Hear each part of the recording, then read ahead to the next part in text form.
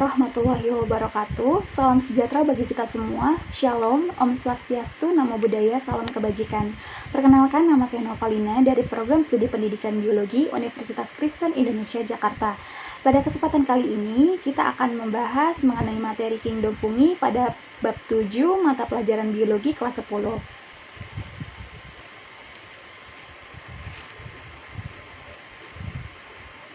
Baik teman-teman maupun adik-adik semuanya, kita dapat melihat bahwa pembahasan kita hari ini cukup menarik ya, di mana kita akan membahas mengenai pengertian kingdom fungi, struktur tubuh dan cara mendapatkan nutrisi, reproduksi fungi, klasifikasi fungi, peran fungi dalam kehidupan, dan juga kita akan mengadakan kuis pada akhir pembelajaran ini. Untuk itu, mari kita simak bersama pada materi pertama kita mengenai pengertian kingdom fungi. Fungi ialah nama kingdom dari kelompok besar makhluk hidup eukariotik yang mencerna makanannya di luar tubuh, kemudian menyerap molekul nutrisi ke dalam sel-selnya. Nah, eukariotik ini artinya memiliki membran nukleus atau membran inti atau inti sejati. Nah, jamur itu mencerna makanannya di luar tubuh dengan cara mengeluarkan enzim-enzim pencerna yang menguraikan molekul-molekul makanan yang kompleks menjadi molekul yang sederhana. Sehingga jamur itu dapat kemudian menyerap molekul nutrisi ke dalam sel-selnya. Lanjut, jamur tidak mampu membuat makanannya sendiri serta tidak mempunyai klorofil dan jaringan-jaringan yang terspesialisasi seperti tumbuhan. Artinya, jamur ini dikatakan tidak mampu membuat makanannya sendiri karena jamur tidak mempunyai klorofil seperti pada tumbuhan. Seperti yang sudah kita tahu bahwa tumbuhan itu memiliki klorofil yang berfungsi untuk melakukan fotosintesis, yaitu salah satu cara tumbuhan untuk menghasilkan makanannya sendiri. Jadi inilah mengapa jamur itu dikatakan berbeda dengan tumbuhan atau tidak sama dengan tumbuhan, karena tumbuhan itu mampu membuat makanannya sendiri karena mempunyai klorofil, sedangkan jamur tidak mampu membuat makanannya sendiri karena tidak mempunyai klorofil. Selanjutnya, fungi terdiri dari organisme multiseluler dan uniseluler. Multiseluler di sini artinya adalah mempunyai banyak sel, di mana biasanya dapat dilihat dengan mata telanjang atau dapat kita lihat secara langsung. Contohnya itu adalah jamur lepiota. Di sini ada jamur lepiota yang seperti payung dan bentuknya bulat. Berbeda dengan itu, uniseluler hanya mempunyai satu sel saja atau dapat dikatakan makhluk hidup yang terdiri dari satu sel tunggal, di mana biasanya dapat dilihat dengan menggunakan mikroskop. Contohnya itu adalah Saccharomyces atau ragi yang berbentuk oval. Yang berbentuk oval ini adalah Saccharomyces. Lanjut, fungi bereproduksi secara seksual dan aseksual. Seperti yang kita tahu bahwa fungi itu bereproduksi atau berkembang biak secara seksual atau generatif dan secara aseksual atau vegetatif. Nah, secara seksual dilakukan dengan peleburan dua sel inti yaitu melalui kontak gametanium dan konjugasi, sedangkan aseksual dilakukan dengan pembelahan sel atau fragmentasi dan pembentukan spora. Nah, berikut adalah tahapan-tahapannya dari reproduksi seksual, reproduksi aseksual. Untuk lebih jelasnya lagi, nanti kita akan belajar bersama pada pembahasan reproduksi fungi. Kita lanjutkan. Next. Nah, jamur bersifat heterotrof, yaitu memperoleh makanan dari organisme lain dengan cara mensekresikan enzim yang merombak makanan menjadi molekul sederhana sehingga bisa diserap sel-sel jamur. Nah, seperti yang sudah dibahas tadi bahwa jamur itu tidak mampu untuk membuat makanannya sendiri. Maka dari itu ia bersifat heterotrof, yaitu memperoleh makanan dari organisme lain. Nah, kebanyakan dari anggota kingdom fungi hidup secara saprofit. Saprofit itu yaitu memperoleh makanan dari bahan organik yang membusuk atau bangkai makhluk hidup. Contohnya itu seperti pada gambar di samping ini adalah salah satu contoh dari fungi atau jamur yang hidupnya secara saprofit. Ini adalah jamur kuping yang tumbuh di batang kayu yang sudah mati. Next. Nah, ini adalah karakteristik kingdom fungi. Jadi, fungi itu mempunyai sel eukariotik, seperti yang sudah kita bahas tadi bahwa tipe sel eukariotik itu mempunyai membran nukleus, lalu fungi juga mempunyai dinding sel yang tersusun atas kitin. Lalu bentuk tubuhnya uniseluler, ada yang multiseluler. Seperti yang sudah dijelaskan tadi bahwa uniseluler ini hanya mempunyai satu sel saja atau dapat dikatakan makhluk hidup yang terdiri dari satu sel tunggal. Sedangkan multiseluler ini mempunyai banyak sel. Lalu cara mendapatkan nutrisinya adalah secara heterotrof atau memperoleh makanan dari organisme lain. Bisa secara saprofit atau parasit. Nah, saprofit ini memperoleh makanan dari bahan organik yang membusuk seperti jamur kuping tadi pada batang kayu yang sudah mati, atau parasit. Parasit itu memperoleh zat organik dari organisme hidup dan menyerap makanan dari organisme yang ditumpanginya. Contohnya itu ada jika teman-teman atau adik-adik semua tahu pohon kelapa dan pernah melihat jamur atau fungi di pohon kelapa tersebut, itu adalah salah satu contoh jamur parasit yang bernama Phytopithora nicotinae. Lalu selanjutnya kingdom fungi motil atau non-motil. Motil itu adalah bergerak, non-motil itu adalah tidak bergerak, dan fungi itu adalah yang termasuk non-motil atau tidak bergerak. Contoh organisme atau kelompok ada Saccharomyces cerevisiae yang bentuknya oval. Ini merupakan salah satu contoh uniseluler tadi. Lalu ada Rhizopus oryzae. Lalu ada di sini Aspergillus wenti. Lalu di sini ada jamur yang terlihat oleh mata kita atau termasuk multiseluler. Next. Lalu di sini ada karakteristik kingdom fungi. Di sini ada ciri jamur secara umum dan di sini ada ciri yang membedakan jamur dengan tumbuhan. Ciri jamur secara umum ini memiliki hifa atau benang halus yang tersusun dari rangkaian sel yang terbentuk dari pertumbuhan spora. Hifa pada jamur bisa tunggal maupun bercabang. Kumpulan hifa jamur disebut miselium. Jadi hifa itu adalah benang halus dan kumpulan dari hifa itu disebut miselium. Lalu selanjutnya jamur itu memiliki dan memproduksi spora, berkembang biak secara seksual maupun aseksual yang seperti yang sudah kita bahas tadi. Selanjutnya, struktur tubuh jamur berfilamen dan dinding selnya mengandung zat kitin, glukan, selulosa, dan manan. Seperti yang sudah dijelaskan tadi bahwa dinding sel jamur itu tersusun atas kitin dan namun ada beberapa yang tersusun atas selulosa. Selanjutnya, ciri yang membedakan jamur dengan tumbuhan.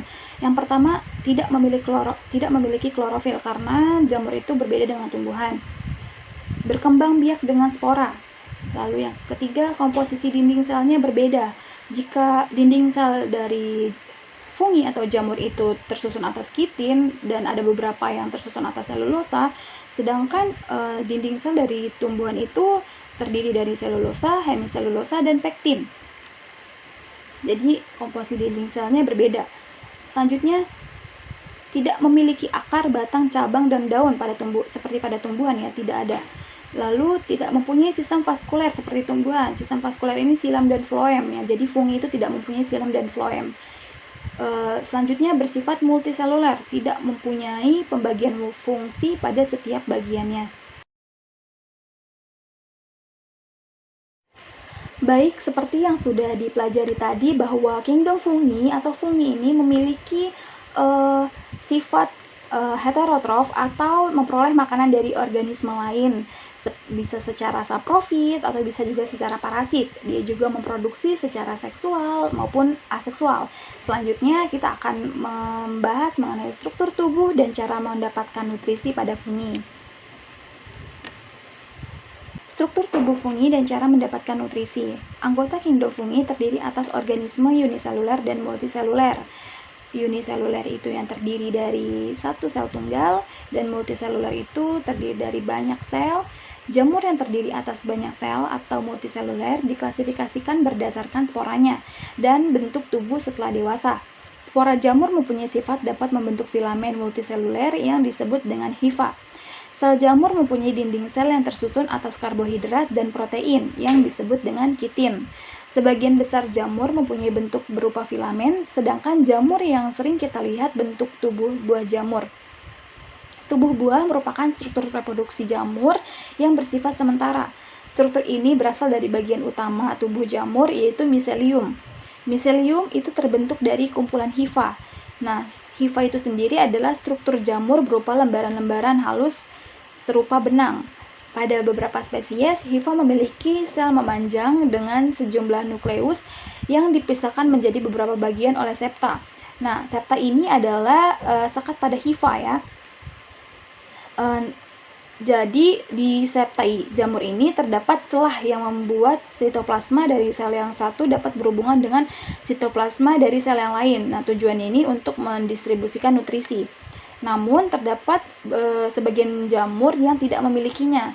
Setiap septa memiliki satu atau banyak pori. Pori-pori yang terdapat pada septa memungkinkan sitoplasma bergerak dari sel satu ke sel lainnya untuk mendistribusikan nutrisi.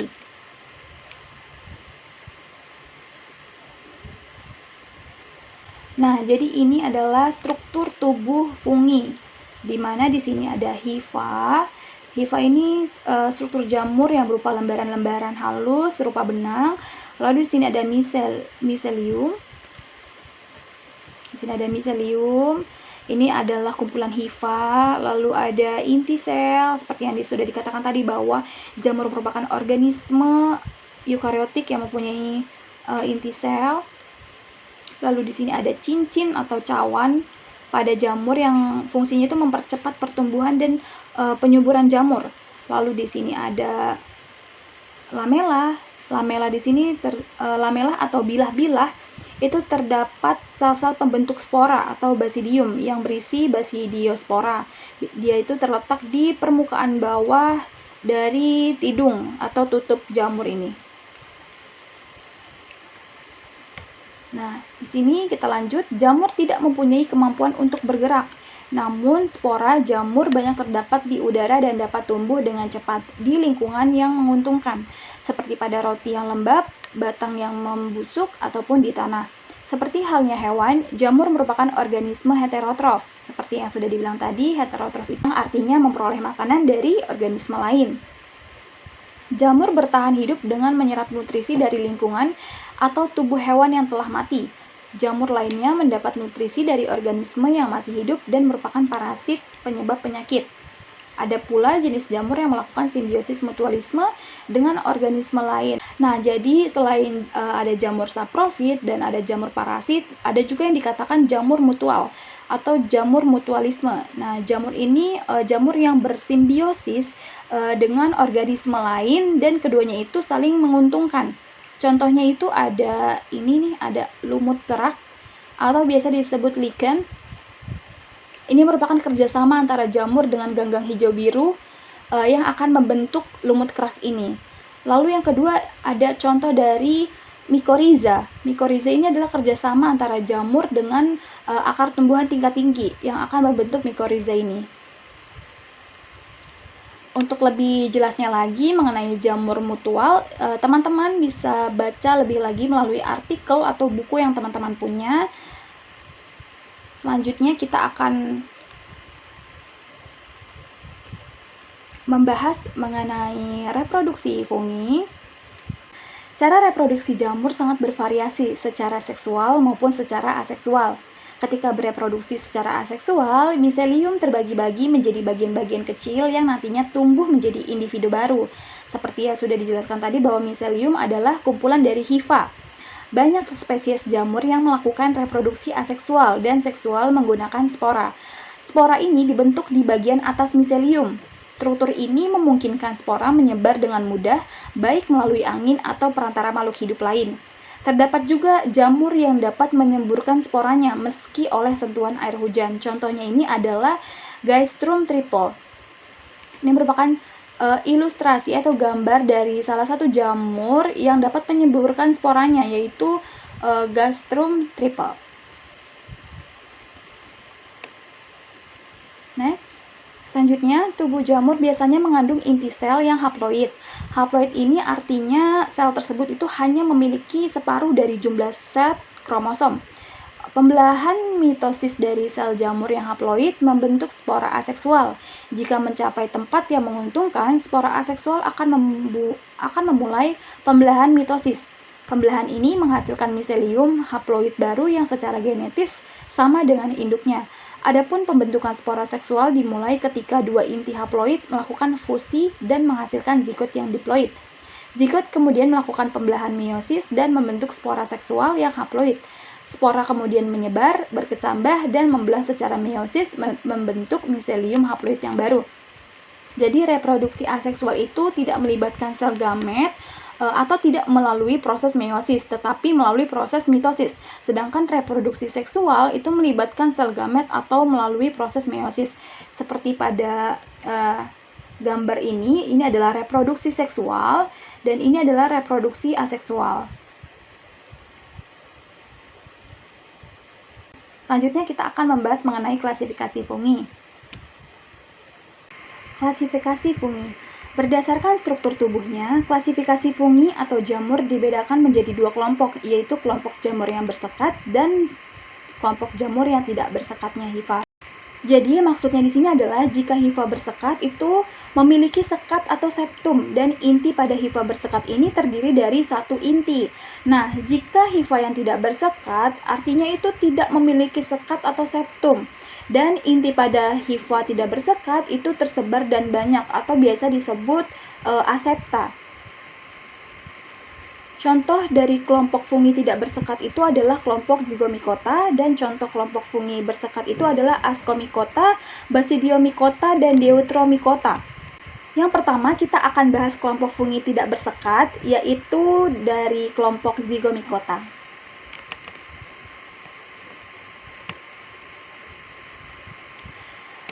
Divisi Zygomicota atau kelompok Zygomicota. Nama Zygomicota berasal dari nama spora seksualnya yaitu Zygosporangia yang tahan terhadap perubahan lingkungan. Ciri khas dari divisi ini adalah memiliki struktur rizoid atau mirip akar. Ini dia contoh ilustrasi dari jamur Rhizopus sp dari divisi Zygomicota. Jadi, ciri khas yang dimiliki oleh divisi atau kelompok Zygomicota ini adalah memiliki struktur rizoid yang mirip akar. Ini dia strukturnya pada hifa absorptifnya. Artinya absorptif di sini adalah bersifat menyerap. Lanjut, reproduksi Zygomicota terjadi secara seksual dengan gametaniogami atau dengan cara peleburan antara hifa betina dan hifa jantan, dan secara aseksual dengan sporangium yang menghasilkan spora. Jadi divisi atau kelompok Zygomicota ini reproduksinya dengan dua cara, yaitu secara seksual dan secara aseksual. Divisi ini memiliki dinding sel yang tersusun dari zat kitin dan zoonozik. Zoonozik ini artinya adalah hifa jamur yang tidak bersekat. Maka dari itulah Zygomicota ini termasuk ke dalam kelompok fungi yang tidak bersekat, di mana tidak memiliki zoospore. Zoospore atau zoospora itu merupakan spora berflagela yang dapat bergerak, sehingga sporanya merupakan sel-sel yang berdinding dan memiliki haustoria. Nah, haustoria itu sendiri artinya adalah berupa ujung hifa yang menembus jaringan inang untuk menyerap nutrisi. Selanjutnya, Zygomicota dapat hidup pada tumbuhan atau hewan yang telah mati sebagai saprofit dan dapat hidup juga di dalam tanah sebagai mycorrhiza. Contoh dari Zygomicota yaitu Rhizopus sp, yaitu berfungsi sebagai jamur fermentasi untuk pembuatan roti, tempe, atau sakre. Dan inilah contoh ilustrasi dari jamur Rhizopus sp dari divisi Zygomicota. Next. Nah, Zygomicota ini memiliki 3 hifa, yaitu ada yang tadi seperti akar rizoid, itu adalah hifa yang menembus ke dalam substrat. Lalu ada hifa stolon, yaitu hifa yang menjalar di permukaan substrat. Lalu ada sporangiosfor, yaitu hifa yang menjulang ke atas serta membentuk sporangium. Lalu di sini ada daur hidup Zygomicota, yaitu sebagai berikut. Yang pertama, hifa positif dan hifa negatif akan saling berdekatan. Setiap hifa yang berdekatan membentuk cabang hifa.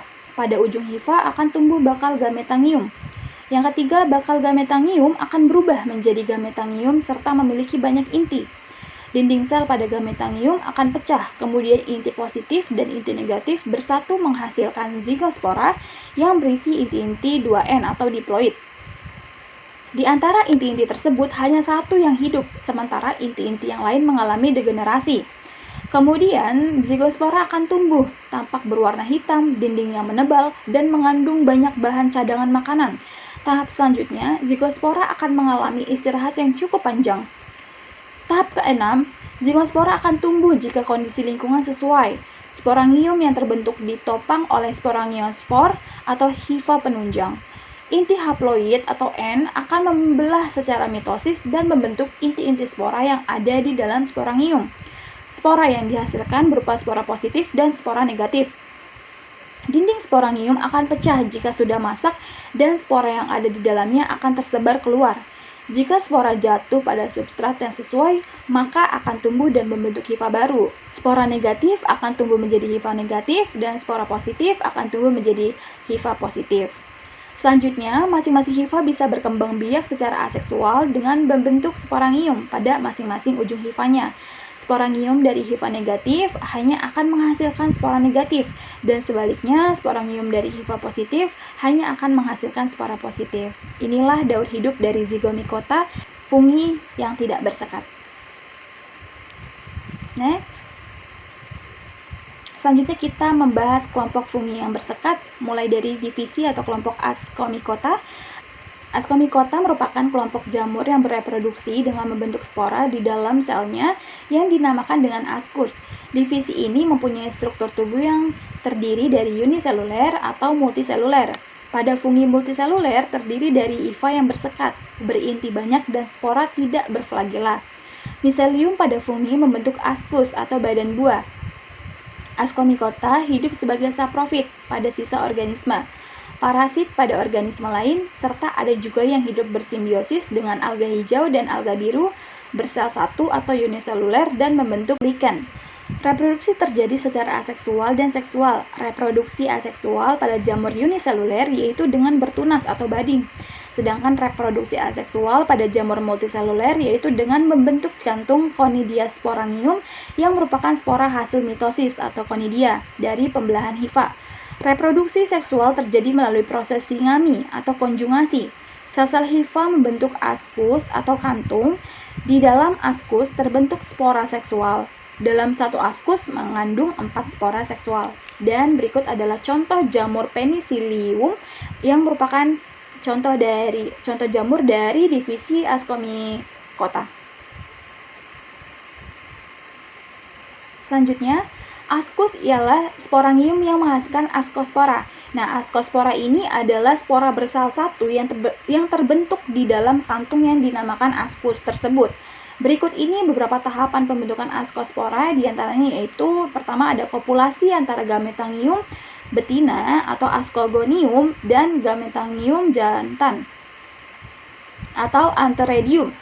Lalu yang kedua ada tahap plasmogami, ialah bersatunya plasma kedua gametangium tersebut.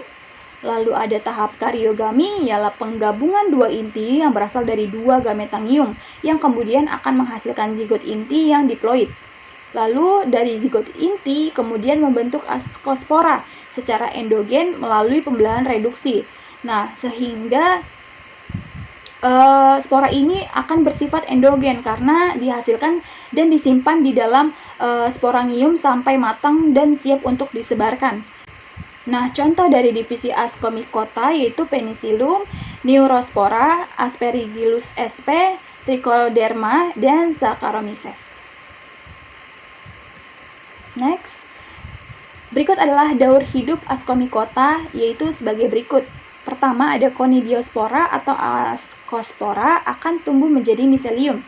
Satu atau lebih ujung hifa berdiferensiasi. Ada yang berdiferensiasi menjadi arcogenium dan ada juga yang berdiferensiasi menjadi antheridium. Setiap gametangium mengandung inti haploid atau N. Kedua gametangium tersebut letaknya saling berdekatan. Terjadi kopulasi antara antheridium dan arcogenium, yaitu dengan membentuk saluran penghubung antara arcogenium dengan antheridium. Kemudian terjadi plasmogami. Inti antheridium akan berpindah ke arcogenium dan membentuk zigot inti. Zigot ini akan membelah secara reduksi dan kemudian akan dihasilkan inti haploid. Jadi pembelahan reduksi itu adalah pembelahan yang menghasilkan inti haploid atau N. Bersamaan dengan proses tersebut, arkogen akan tumbuh hifa-hifa arkogenium. Inti-inti haploid yang berpasangan akan berpindah ke dalam hifa arkogenium. Kemudian hifa arkogenium akan bercabang dan membentuk sekat. Segmen hifa sekat arkogenium mengandung banyak inti, sementara pada ujungnya mengandung sepasang inti haploid atau N. Bagian yang mengandung inti haploid kemudian akan tumbuh menjadi ascus. Hifa arkogenium dan miselium vegetatif akan tumbuh membentuk asokarp atau badan buah. Kemudian pasangan inti haploid yang berada di dalam arkogenium akan bersatu membentuk inti diploid atau 2M. Inti tersebut akan membelah secara meiosis sehingga dihasilkan 4 hingga 8 inti haploid yang dikelilingi oleh selaput ini. Kemudian pasangan inti haploid yang berada di dalam arkogenium akan bersatu membentuk inti diploid. Inti tersebut akan membelah secara meiosis sehingga dihasilkan 4 hingga 8 inti haploid yang dikelilingi oleh selaput. Inilah yang dinamakan sebagai askospora. Next. Selanjutnya adalah divisi Basidiomycota. Basidiomycota atau kelompok dari Basidiomycotina merupakan jamur makroskopis atau jamur yang bisa dilihat oleh mata. Tubuh fungi ini terdiri dari tudung atau pileus, tangkai buah atau stip, volva, dan bila atau jamur bersekat. Reproduksi Basidiomycota terjadi secara aseksual dengan menghasilkan spora conidia yang merupakan hasil pembelahan mitosis inti sel hifa dan secara seksual dengan membentuk spora Basidiospora di dalam badan buah yang disebut Basidiokarp. Jadi, kelompok Basidiomycota ini merupakan jamur yang dapat kita lihat secara mata telanjang atau dapat kita lihat secara langsung. Dan dia ini bereproduksi dengan secara aseksual dengan menghasilkan spora conidia, dan secara seksual itu akan membentuk spora Basidiospora. Jadi kalau aseksual dia itu menghasilkan spora conidia, lalu kalau secara seksual dia akan membentuk spora Basidiospora. Yang dimana spora Basidiospora ini disebut juga Basidiokarp. Basidiomycota memiliki ciri-ciri yaitu sebagai hifa bersekat. Hifa vegetatifnya mempunyai satu inti yang haploid, mempunyai basidiokarp dan badan buah seperti payung. Basidiomycota dapat hidup secara saprofit dan parasit pada tumbuhan dan ada juga yang bersimbiosis membentuk mikoriza pada akar tumbuhan. Beberapa anggota Basidiomycota bisa dijadikan sebagai sumber makanan. Contohnya itu ada Amanita phalloides, Volvariella volvacea, Pleurotes, Ganoderma aplatum, dan Puccinia graminis.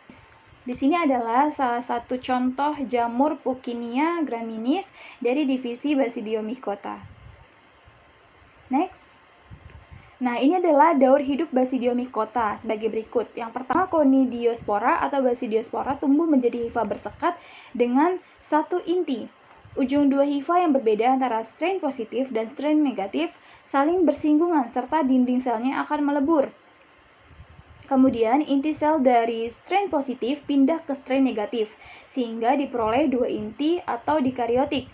Nah, sel dikariotik tumbuh dan berkembang menjadi miselium dikariotik. Sel dikariotik ini akan tumbuh dan berkembang menjadi miselium dikariotik. Miselium tumbuh dan berkembang menjadi badan buah yang bentuknya seperti badan buah sebelumnya. Pada bagian bawah Basidiokarp, hifa-hifa akan membentuk basidium. Dua inti pada sel basidium akan bersatu dan dihasilkan inti diploid atau 2N. Pada ujung sel basidium yang membesar terbentuk 4 buah stigma atau tonjolan, sedangkan intinya yang diploid akan membelah secara reduksi dan kemudian dihasilkan 4 inti haploid. Nah, setiap inti haploid atau N ini masuk ke dalam stigma dan kemudian terbentuk 4 spora dengan inti haploid. Selanjutnya, kita masuk ke dalam divisi atau kelompok Deuteromycota. Divisi ini memiliki ciri-ciri yaitu dinding sel yang terbuat dari zat kitin dan hifa bersekat. Deuteromycota disebut juga dengan jamur imperfecti atau jamur yang belum sempurna. Nah, ciri utama dari divisi ini yaitu belum diketahui reproduksi seksual selama siklus hidupnya. Reproduksi Deuteromycota secara aseksual dengan membentuk conidia. Jadi, jika dilihat dari reproduksi seksualnya itu belum diketahui, tetapi kalau reproduksi secara aseksualnya itu dengan membentuk konidia. Nah, contoh dari Deuteromycota adalah Sclerotium rolfosi, yaitu penyebab penyakit busuk pada tanaman budidaya.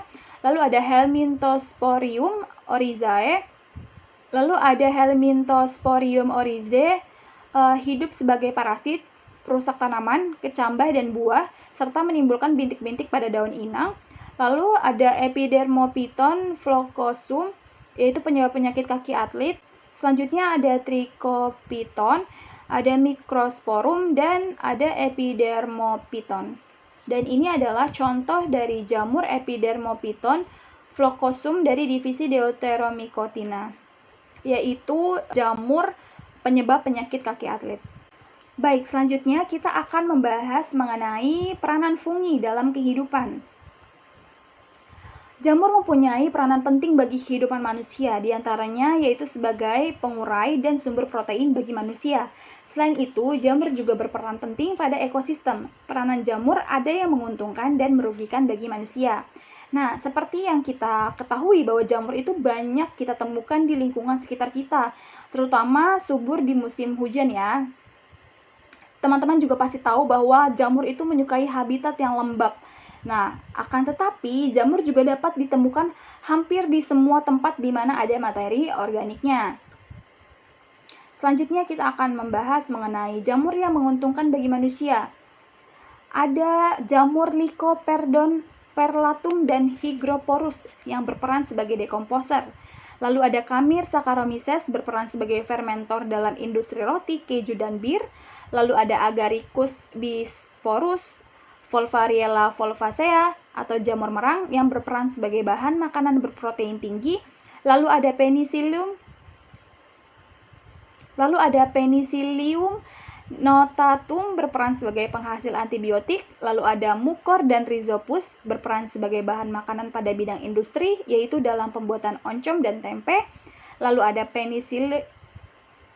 Penicillium requeforti dan Penicillium camemberti yang berguna untuk memberikan aroma khas pada keju.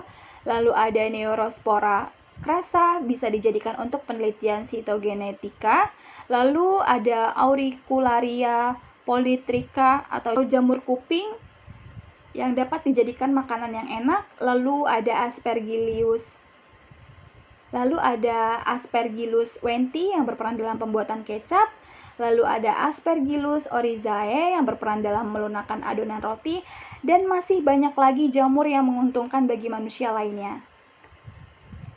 Selanjutnya,